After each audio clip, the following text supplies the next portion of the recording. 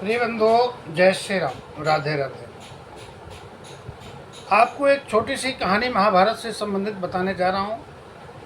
बहुत ध्यान से सुनो। जब महाभारत के युद्ध की तैयारी हो गई तो दक्षिण भारत में एक छोटा सा राज था जिसका नाम था उडुपी। उडुपी के राजा युद्ध में भाग लेने आए थे।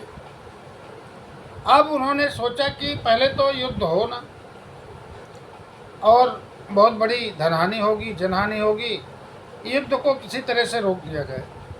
उन्होंने बहुत प्रयास किया, दुर्योधन को बहुत समझाया, लेकिन दुर्योधन नहीं माना।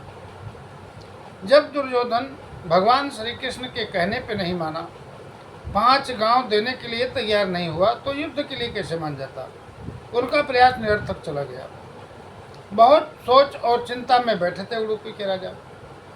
इतने समय में उनके मिलने भगवान श्री कृष्ण आए और भगवान श्री कृष्ण को देख के राजा ने प्रणाम किया और भगवान श्री कृष्ण बोले कि क्या बात है राजन, क्यों बहुत चिंता में बैठे हो।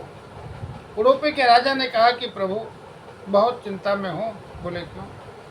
बोले युद्ध में आया हूँ लेकिन भाग नहीं लेना चाहता हूँ। तो बोले किसकी तरफ से लड़ोगे? बोले यही मैं सोच रहा हूँ कि मैं किसी की तरफ से युद्ध में भाग ना लूँ। तो बोले क्या करोगे? बोले प्रभु। बोले हाँ। बोले युद्ध में तो दोनों ही मेरे हैं, चाहे कौरव पक्ष हो चाहे पांडव पक्ष हो, और मैं कैसे एक दूसरे की तरफ से हो कि एक दूसरे को मारूं? दोनों से मेरी बहुत बड़ी मित्रता है। बोले तो क्या करोगे? बोले मन में एक मेरे भाव पैदा हुआ है, युद्ध तो होगा ही और रोज बहुत लोग मरेंगे, अच्छे अच्छे राजा राजकुमार मर गिरेंगे। बोले हाँ। बोले लेकिन शाम को ये थके रहेंगे तो इनके भोजन की व्यवस्था कौन करेगा? ये भोजन कैसे करेंगे? मैं सोच रहा हूँ कि दोनों पक्षों के सैनिकों के लिए भोजन की व्यवस्था करूँ, मैं भोजन का प्रबंध करूँ और शाम को युद्ध से आने के बाद दोनों पक्षों के सैनिकों को भोजन कराऊँ। भगवान श्री कृष्ण ने कहा कि आपने बहुत ऊंची बात सोची है, बहुत अच्छा आपका सुझाव है, लेकिन एक काम आप करना। बोले क्या? बोले युद्ध के समय में रोज बहुत लोग मरेंगे, अगले दिन के लिए भोजन कैसे बनाओगे? जो भोजन बनाना कि एक दाना कम नहीं होना चाहिए, क्योंकि बहुत बड़े अनाज के भंडार की ज़रूरत है यहाँ पे। उन्होंने कहा ठीक है, ऐसा ही करूँगा। पहले दिन युद्ध समाप्त हुआ, बहुत लोग मरे, कुछ बच के आए। जिस दिन युद्ध में गए थे भोजन इतना बना था कि सब शाम को खा के सो गए। अब अगले दिन का भोजन कैसे तैयार होगा, बहुत चिंता होगी। यही बात मन में लेके उडुपी के राजा माधव के पास गए, भगवान श्री कृष्ण के पास। बोले प्रभु। बोले हाँ। बोले आज का तो, कल का तो भोजन सबके लिए पर्याप्त था, क्योंकि मुझे पता थी कि कितनी फौज है, लेकिन आज का भोजन कैसे बनाऊं, मेरे समझ में नहीं होता आ रहा है कि कितने लोग मर गए हैं और कल का भोजन कैसे बनेगा। भगवान श्री कृष्ण उस समय मूंगफली खा रहे थे और उन्होंने कहा कि मैं जितनी मूंगफली खा के नीचे रख दूं, एक मूंगफली खाने के बाद अगर आपने देखा है तो समझ लेना कि 1000 लोग मर गए हैं।